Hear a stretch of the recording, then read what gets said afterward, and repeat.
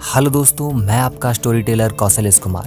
दोस्तों, आज मैं हाजिर हूं आप सभी के बीच एक नई कहानियों के साथ। दोस्तों, अगर आप अपनी प्रकृति, अपने स्वरूप और अपनी नेचर के अनुसार जीवन को नहीं जी रहे, अगर आप भी अपने अंदर के खालीपन को बाहरी दुनिया के कोलाहल से भरने की कोशिश इन दिनों कर रहे हैं और अगर आप इसका निदान चाहते हैं तो खलील जिब्रान के द्वारा लिखी इस कहानी को जरूर सुनें और नई कहानियों के लिए चैनल को सब्सक्राइब भी कर लें।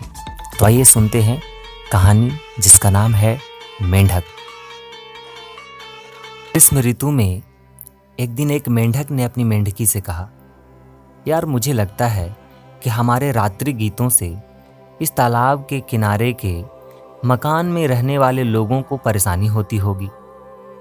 तभी मेंढकी ने उत्तर दिया और कहा, अच्छा, तो क्या उनके दिन के समय के वार्तालाप से हमारी शांति भंग नहीं होती? तब मेंढक बोलता है, किंतु हमें यह नहीं भूलना चाहिए कि रात्रि के समय संभवतः हम कुछ अधिक ही गाते हैं। इस पर मेंढकी बोली, हमें तो यह भी नहीं भूलना चाहिए कि वे भी दिन के समय कुछ अधिक ही बकवास करते हैं और शोर मचाते हैं। मेंढक ने कहा, उस मोटे मेंढक के बारे में क्या कहती हो, जो दिन भर अपनी कर्कश वाणी से शोर मचाकर सारे पड़ोसियों को परेशान किए रहता है? इस पर मेंढकी ने कहा, अच्छा, तो तुम उन राजनीतिज्ञों, धर्मोपदेशकों और वैज्ञानिकों के बारे में क्या कहते हो, जो हमारे तालाब के किनारे आकर अपनी बेसुरे शोर से पूरे वातावरण को दूषित कर डालते हैं?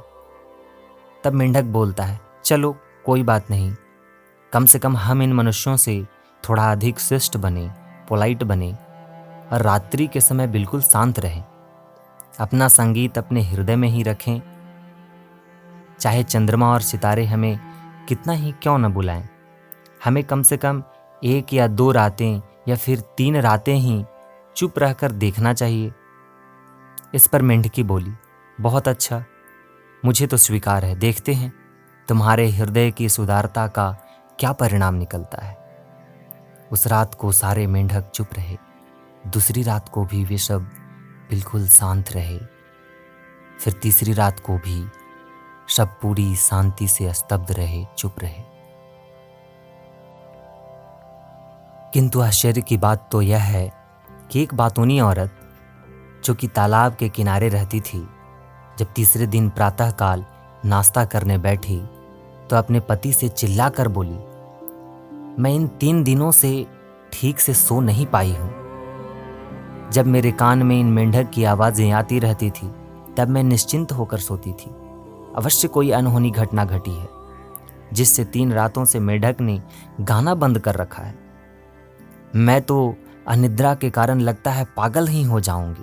उस पर मेंढक ने यह सुनकर अपनी मेंढकी की ओर चेहरा घुमाकर आंख मारते हुए कहा, देखती हो, सुनती हो, क्या हम भी अपने इस मौन व्रत के कारण पागल नहीं हो रहे?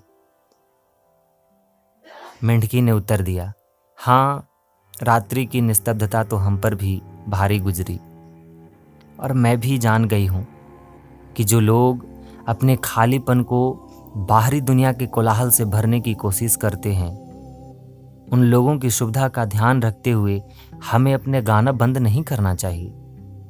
उस रात्रि को न तो चंद्रमा का और न ही सितारों का उनके संगीत का आह्वान करना व्यर्थ गया। कहानी यहीं खत्म हो जाती है और कहानी का मोरल ऑफ द स्टोरी यह है कि हम सभी को अपने नेचर और अपने प्रकृति के अनुसार ही जीना चाहिए। बाहरी दुनिया के कोलाहल से अपने अंदर के खालीपन को भरने की कोशिश बिल्कुल न करें। Thanks for watching the video.